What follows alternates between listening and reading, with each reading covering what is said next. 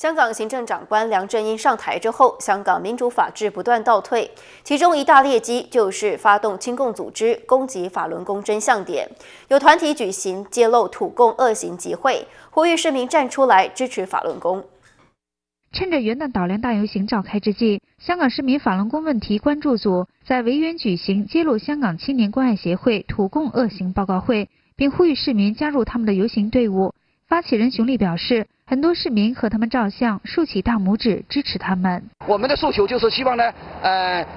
有更多的市民能够了解法轮功，能够认识法轮功，能够支持法轮功，能够保护法轮功。这都是中国共产党制造的大冤案，所以我们香港市民要为法轮功讲一句公道话。游行队伍途经铜锣湾时，境外沿途悬挂的多幅污蔑法轮功的横幅都被割烂，有市民斥責中共禍害香港。中共個特務組織嚟㗎，呢個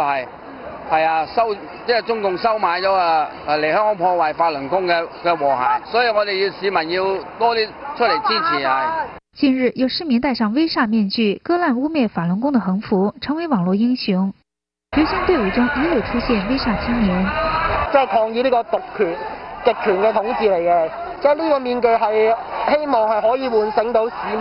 對一啲不公義嘅事情發聲咯。而這個狼造型就是諷刺梁振英是共產黨員，有市民則寫上"香港已死"標語，強調絕不接受地下黨當特首。共產黨令到